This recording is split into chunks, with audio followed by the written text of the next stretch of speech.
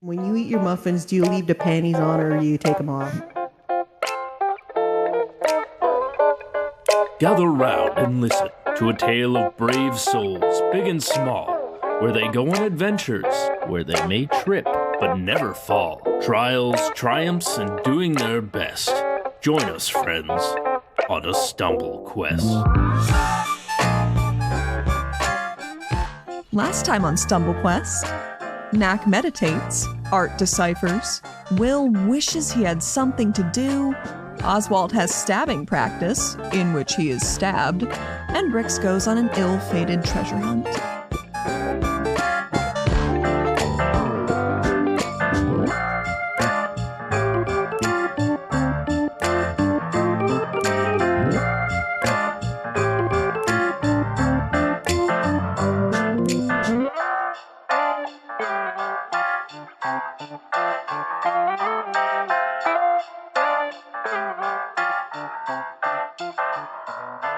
Weird how that happened. Yeah, strange. Knack comes out of the hole. He looks all sleepy and tired. He just goes, "Hey," and he goes to get some water. Poor that guy. Told Sometimes you. I wish I could be that guy. I've never had a good experience on boats. What are you talking about? hate That's boats. fine. Oh, yeah, all right. Sure. Totally fine. I don't know if we have like a barrel for water or something. Knack's like filling up his water skin with water, and he just goes, "What's up?" Yeah. Hey guys, what's up? How's it going? A boat tried to eat us. Oh shit, man, that sucks. And Knack goes back downstairs. That's crazy. Oh, man, sorry to hear that. What's the crazy? Yeah, that sucks. Well, nobody died and it's not a problem anymore, so really, what's he gonna do, right? Okay. Yeah, but like it's hurt now. And, you know, I don't know if you guys saw the shipwreck that it was kind of hiding amongst, but like I bet there's some really good treasure in there. We should go back. Who said that? You know, I really don't know that much about like teamwork or like, but I'm pretty sure next time you're gonna go out do some shit like that, you should probably tell us first, so that maybe we have better chances of not dying. In my defense, I did tell somebody, and they came with me. Somebody that isn't like you, someone What's like that Art, supposed to mean? someone that might be a little more careful than You guys than a crazy inventor. I just Knack thought it was is cool. doing his cool. I'm hanging out with trees thing. You and Art were being a couple of nerds. Oswalt is testing his fortitude, like specifically with his internal organs. Libra is constantly consuming mystery muffins. What am I supposed to do here? I'm not saying we would have gone with you, just to know you are going. I will leave a note next time. I don't know that that's gonna fix anything, but hey, I think anything's a step to this one. Okay. Well, They're not congratulations on surviving another near-death event. I'm gonna go back to my room. It's like every other Tuesday now. God damn it! Like we are desensitized. They're not mystery muffins. They're from Auntie Gertrude's back in Jonstrom, and yes, they are stale. Is that the sound of a muffin? Yeah, they're stale. It wasn't, but it is now. They're stale. Just why is nobody normal? Nobody's normal. What's not normal about this? Hey, bro, I'm just like I don't even want to, legitimize that question with that response at all. That was a muffin I just heard. Like that was a loud thump. I don't think that's for consumption anymore. Are muffins supposed to have a crunch? I don't. Also, question: did the muffins go stale with the paper on? Because then those little papers ain't coming off. You're eating them at that point. Yeah. He has been trying to pry the papers off and has given up. He's like, when you're seeing him eat them, he's like eating it in the paper. Mm-hmm. Yeah, exactly. Yeah. Listen, they might be stale, but they're still pretty good. Oh my god. Just question for the team: when you eat your muffins, do you leave the panties on or do you take them off? the muffin panties. I take I mean, I take the muffin panties off. Do you just mean? I guess in all Like senses, first? I tend to take the paper off and take the bottom of the muffin off. So Damn. Fucking brutal. yeah. no, I guess I usually eat the top of the muffin 1st Mhm. and then remove Yeah. the muffin panties and then eat the bottom of the muffin. Yeah. I can't tell if this is part of the game or if this is just us No, talking. no, That's how we're just talking fucking. now. We're just That's talking yeah. now. Now, I'm just curious, honestly, about your muffin eating etiquette. Yeah. How do you eat your muffins, Adam? Yeah. You twist the cap off, and then you eat the cap, and then you eat the rest of it. What? Twist it off. That's the weirdest the one yet. start? Somehow. What about the muffin panties though? You take the panties off when you go to eat the bottom part. Okay, Exactly. Why'd you agree call the on top that, part but the cap? Looks like the a mushroom. cap. It's like a muffin. I just love twist the cap off. You crack it in half prior to consumption. Yeah. You crack open that muffin, suck Crack down open the a juice. cold one with the boys. Yeah. Yeah. You take the cap off, and it goes, and then you slam it, and you're drunk. And it's Monday morning, and then you go to work. Yeah, exactly. Oh, I will say the way I eat a muffin is vastly different than the way that I eat a cupcake. Oh Your yeah, cupcake you eat- gotta. Yeah, the cupcake eating tech you taught me is fucking god tier. Yeah. what? You basically you take the panties off first, Yeah. and then you crack off the You cap. take the cap off. Yeah, you take the cap off with the frosting on top, and you take Yeah. the butt of the cupcake, and then you like smush it on top of the frosting. So you make like You a make a little sandwich. sandwich. A little sandwich. And then you don't lose any of the toppings. You don't lose any of the toppings. There is even frosting distribution throughout the cupcake eating process. There's significantly less mess. Yeah. Yeah, you don't have to like mow through a bunch of frosting. Wow. And then a bunch of just naked Yeah. cake.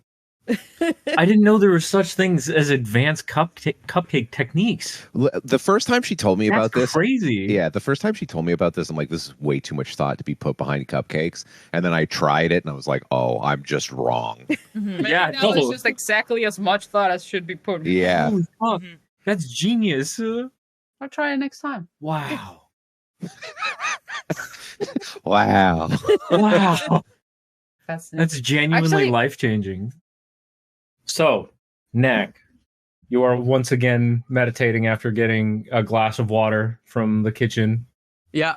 One thing that I would like to say is over the course of this period of time that Knack has been in this strange birch forest meditating, that warm, gentle feeling in his chest has kind of spread out to beyond just him. Yeah. So it's like he can feel his surroundings more. And over time, that feeling started to dull, but not in a negative way. It started to become normal. Now Knack can he's sort of in tune with his surroundings in a way that's like, it feels the same way that any other part of your body would. Right. You know what I mean? Okay. Yeah. Mm-hmm. So it Knack- built out as in, became normal. Okay. Hmm. Knack decides to just take a shot and says out loud while he's sitting there, "Can you hear me?"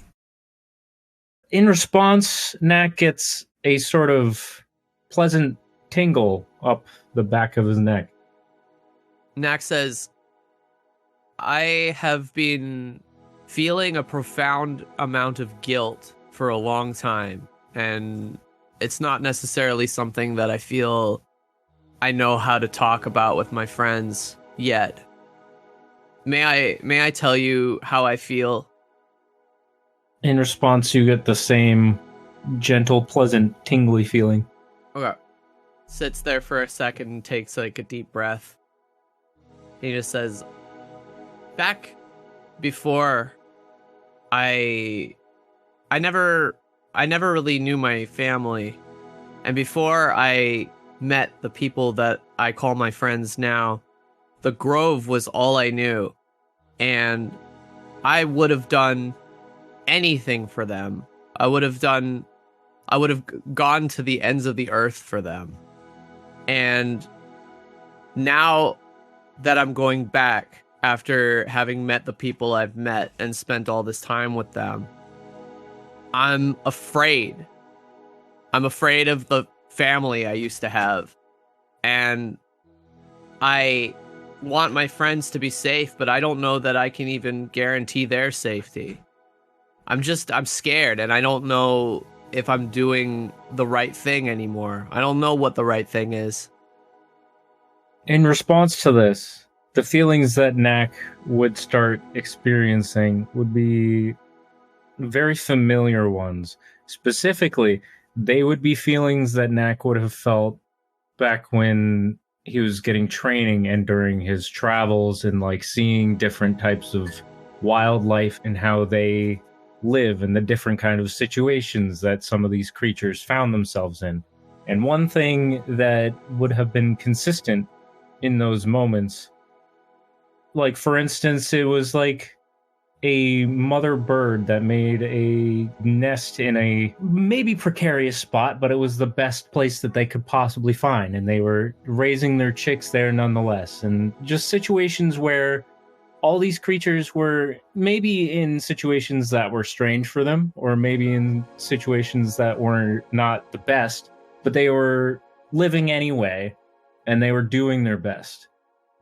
The feelings that Knack would have had at the time of seeing those types of things, the reassurance that life, it takes on a lot of different forms, and so does family and what that means to an individual or to a situation. So it's like how you interpret that is malleable and can change over time, but it doesn't diminish the importance of it at any particular stage. Knack like thinks about it for a second, and he like furrows his eyebrows, and he opens his eyes, and he just stands up, and he's starting to get like really emotional. He says like, "See, that's where I'm so confused. That's where this doesn't make any sense. Because if that's how it is, if it's okay for me to find my own way, and if it's okay for me to do things the way that I feel is right, then that means that everything that I was raised to believe is wrong.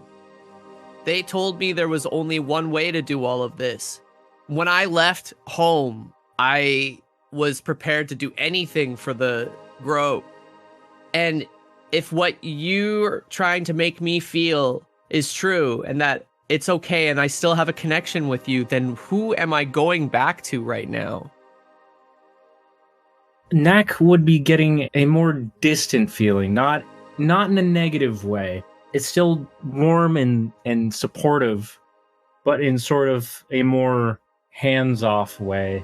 Like the life god is kind of stepping away and trying to say that who or what Knack is going back for is for him to decide. They're very much still there. The life god is still present. You can feel their warmth around you.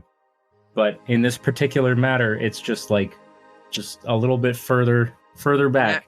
Knack like sits back down, or he kind of just like falls back down, and he says, I'm sorry. I apologize. I know that I can't ask you for answers and everything, and I need to figure this out on my own. I'm so scared. I don't want this to be where the adventure ends. For me or my friends. Oh. You feel a sort of gentle pressure around you, as if it's a hug. And then you start to feel it again. And you realize that it's both from your connection with the life god, and also Honey has picked up on Knack not feeling amazing and is snuggling him. Knack puts his arm around Honey. After a pause, and Knack sitting with this feeling and with this question on his mind, it would take you a moment to notice, because it's kind of been like gradually starting to envelop Knack, but the totem, the little pendant thingy, has now been floating in front of him and has bathed him in this warm, gentle green light. And a moment later, it seems to have vanished. But if Knack looks at his Githka, it's different now. Oh my god. What happened to it? What do you mean? Bro, imagine having a deity that doesn't fucking hate. Well, you do expressly have an evil deity. What? Things happened. Anyway. That's true. So, the totem has now fused to the center of the Githka, and from it, many vines and leaves and flowers have sprouted from it and twisted around the length of it. And the end of each Githka was the head of a giant centipede, right? Yeah. And now from the like mouth of it on either end, there's now it is a leaf, but it's like solidified and sharpened like a blade. Oh, fuck yeah. Okay. Mm-hmm. So you've got a very excellent looking Githka now. Where is my weapon? Is it just like on the ground, or like is it? I mean, I had imagined that it was just like with you, like maybe like next to you or propped up on a tree or something. But now, it has transformed. Knack still like on the ground. It holds it in his hands and lifts it up in front of him, and he just lowers his head. To him, he has felt so much guilt for so long that he started to feel unworthy, and to be just like given a gift after feeling like this for so long, he just lets it out. Like he just starts like openly weeping. Oh, his big bull eyes. Honey is nuzzling him, Tears. trying to comfort him as best as he can. Knack puts his arm around Honey, and then he just kind of inhales sharply, like, and like shakes it off, and then he hardens himself and then stands up. Excellent. Also, as this is the result of a ritual and is kind of a gift, Knack kind of intuitively understands what his new weapon can do. Ooh. Oh, ooh. Yeah. Hell yeah. This is cool looking. What yeah, okay. Oh yeah, it's fucking sick. First of all, it's got +2 damage on normal hits. Oh hell yeah. So that's good. On hits or damage? +2 damage. +2 damage. Oh shit. Yeah. Okay. Whoa. Leaf Flurry, standard action casting time. A mass of leaves bursts forth from the Githka and starts to fly in a ring around Knack in a 20-foot radius. Any target that Knack considers an enemy within this range will take damage. Roll a d12. The resulting number is the amount of leaves hitting the target. Each leaf deals 1d6 slashing damage. Oh my god. Jesus. Shit, yo. Additionally, upon attacking a target with the Githka when this is active, or if you use a touch attack spell, Knack may transfer the flurry of leaves from himself to the target. In doing so, the ring of leaves will shrink down so as to affect only the target, taking damage in the manner described above, and the effect lasts for 1d8 rounds. And the last thing it does, plunging the Githka into the ground, the user creates roots which lash out at a single target within 60 feet as a touch attack. If the attack succeeds, roll 1d4 plus 1 roots embed themselves into the target. The target is free to move, but suffer a -2 attack roll penalty and lose 2 HP for every embedded root every turn. Jesus Christ. Damn. Additionally, the caster may choose one secondary target who will gain HP equal to the HP loss from the primary target. My god. You have Leech Seed. Bro, you unlock Leech Seed. Man, what the hell? That's that. You a Pokemon now? Yeah. Mhm. Went from a Pokemon trainer to I a was gonna say straight the up trainer Pokemon. has become the Pokemon. My god. Huzzah! Knack has felt so unfocused for so long that like it's just like overwhelming to him. He says, "Okay, I'll take this and I will do my best." Mm-hmm. He says many thanks. In response to that, You once again feel the extended feeling of warmth, like out past your own body, as if to say that it's because of your connection and your willingness to connect with the world around you that any of this is here and possible. Knack feels a tremendous amount of weight rolling off his shoulders. Keeps repeating, thank you, thank you, thank you, over and over. And you look at that socks and he says, are you ready to go back? I thought you'd say yes. Yeah, as usual. Yeah. Honks. Yeah, that makes sense. Yeah, right. Yeah, right. Let's go. Portal. Knack rubs his hands on his face, tries to like clean himself up a little bit, takes a big breath and puffs out his chest a little bit and steps through the portal. Yay! Yay, Knack! Yay, Knack. So after Knack emerges from the portal, I would say that you're drawing near to your destination. Wow. Laka looks noticeably stressed. We need everybody at their stations so we can navigate these rocks. All right? Okay. I don't suppose this is a bad time for me to tell the group that I've never gone this route by boat. Not once. I walked the first time. Yeah, you might want to keep that to yourself. Yeah. I think at this point, yeah. So everybody welcome Knack back to the party. He's returned to the boat. Hi. Welcome, Knack. Sorry, yeah, we're about to crash, so everybody got to man the stations. Oh, shit. Oh, fuck. Yeah. Oh, this might be a good time for me to bust out Storm Rack. It's like an aquatic adventures book. And it has druid spells. Oh, hell yeah. Oh. Let's go. Okay. So, if everybody could just roll a d20 for me, that would be great. Ruh-roh. Unless Kellan has a spell to cast. Oh my god, I don't even have the book in my hands. Hmm? I mean, I wasn't going to have roll it, anything baby. extremely rolling. like difficult or anything. It was just for Yeah. Sure. You know. Sure. Okay. What is Mostly for flavor. what was this again? Or use rope or go for like a flat d20 oh shit. to determine how well everybody is doing on the boat. Above I average. got it. Includes you. Should I roll for a wick? Gotta roll? Yeah, I'm not rolling up there yet. Should I roll for a wick? Sure. Fuck. Okay. Well then, Well. you got okay. Yeah, I'm right there with you. I think I'm cursed. Like something's happened. It didn't actually roll, so I'm a bit pissed off. Okay. Yeah. It just kind of slid. Oh, I think when I it just like did really falls poorly. and you're like, that Yeah, feels it just, like, cheating. Yeah, I tried to roll it and it just went, and it, I'm very sorry to tell you. yeah. Can I roll again? It actually didn't I move. just rolled for you. If it rolls like shit again, then... Oh, it's a... What the okay, hold on. Did it now roll the now same it thing? fell in a divot. It's a 7. Okay. You know what? whatever. It's not going to matter. It's not going to matter. I think that it's just like something has happened to me this weekend, and like now Okay. it's just bad.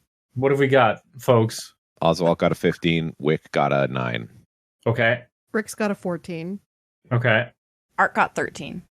Okay. I got a fucking 7, dude. Fuck. Well, it's okay. You and Fuck. I can just die. Don't worry about it. Okay. Yeah, we'll go flying off the boat. Yeah, we'll just die together. It's you and I like. As you approach That's it. the western side of Bell and its tall, steep, craggy rocks that the water crashes against, you have a little bit of a difficult time. The water batters you back and forth, but you manage to make your way into an inlet. It doesn't seem like there's much of anything at first, but as you go deeper, you do manage to see a dock. Oh shit. I think that's it. Land. It's been so long since I've seen land on It's roll been 20. so Oh, long. holy shit. Holy shit. Damn, that's a lot of rocks. Yes, That's a lot. a lot of very large rocks. So as you're approaching, it starts to chill out a little bit as you get closer to this opening in the rock. But approaching it was a little bit precarious. You might be a little bit dizzy or feel a little bit sick because it tossed you around really good trying to avoid crashing against any of the rocks. But you do manage to make it safely. Yay! Yay. Away. Victory. And as you make your way closer to the dock and disembark, you find yourselves at a cute, quaint little village. Wow. The actual dock that you find yourselves at is kind of in an awkward place. So the way that the path works is there's a little staircase leading up along the side of the rock face. Yeah. And there's a narrow path that leads up along the side of it and towards a bridge leading alongside a river that feeds the inlet. And the cat's just going to scream. It just is what it is. I don't know. We do not abuse our cats. They can, Brix is sitting here freaking out. Brix Yeah. Our cats are yowling like something horrible's happening, but nothing's happening. Yeah. Okay. The bridge leads to the side of a river, and along that river is this tiny little village. Okay, so we just shut the fuck up. Dude. Well, no, dude.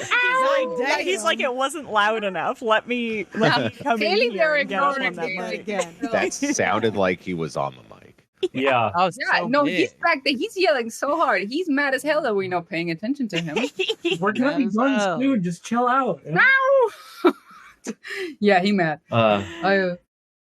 So we just gotta like go along that little path. How precarious is it? I mean, it's not so precarious that like you're gonna have to roll anything. Perfect. Then but it's like precarious enough that like walking along it, you're like, I don't know about this. Okay. Well, let's Art uses his fancy little air step, so he'll be fine regardless. Yeah. The water flows down at kind of like a gentle slope. So obviously, despite how tall and jagged and craggy these rocks are, this river has obviously been flowing long enough that it's worn it down to be a smooth slope underneath. Beyond the edges of this little village, it's just fucking trees as far as the eye can see.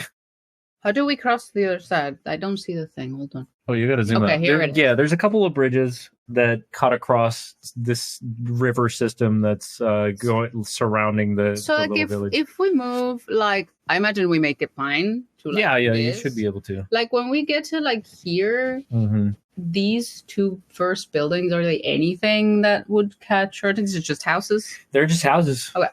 I mean, pretty much everything in here is. It's just people just fucking live here. And has Knack been here before? Did he say? Yeah. Okay. So maybe as we go along, I'll just say, like, Knack, since you've been here before, where should we go? Are we just going to pass through, or? There's a stop I want to make before we are going to pass through. We're headed northeast, but before we leave the village, there's someone I want to see. All right. And how far is the village from here? Your village? What? Grove? The grove? Yeah, how far is your grove from here? Do we know? I have a map, but I don't know how to gauge like time or distance. It would be like several days walking. Okay, so we're not okay. You're not in a huge rush, but I mean, there's lots of cover in the craziest forest we've ever seen.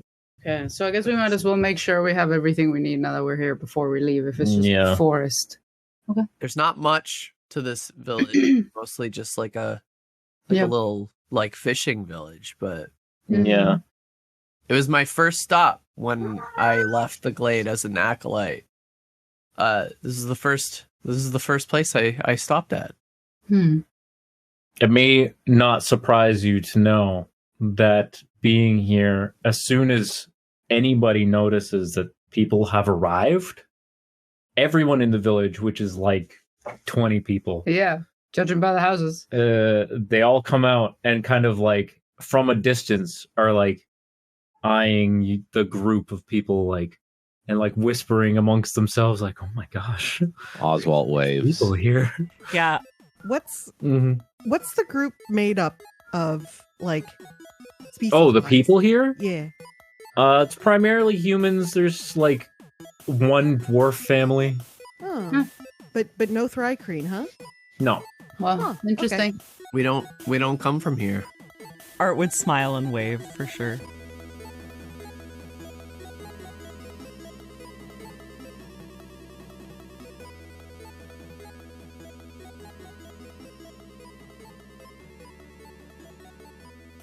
everybody! Thanks so much for listening to this new episode of StumbleQuest. Our theme is Struttin by Louie Zong, with some other music by Kevin MacLeod of Incompetech.com. And you know, this is a bi-weekly podcast, twice a month, and we'll see you in 2 weeks on March 11th. Till then, catch us at StumbleQuest.com for more information about the show, cast, and characters. We are at StumbleQuest on Blue Sky. Come check us out there, too. And if you're feeling a little sociable, you'd like to join the show's Discord, the link is in the episode description. 5-star ratings and reviews mean so much to us, and it would be super helpful for the show if you could give one to us on iTunes specifically, but anywhere really. If you've already been so kind as to do that for us, maybe tell a friend you think would vibe with us. We'd appreciate it. We are also at patreon.com/StumbleQuest. And if you are on an Apple device, please consider subscribing through your web browser rather through the app in the Apple App Store, which is a mouthful to say, even to think, so just free yourself from it and go to the web browser. And speaking of Patreon, I have so many patrons that I would love to say thank you to. So I'm going to do so right now.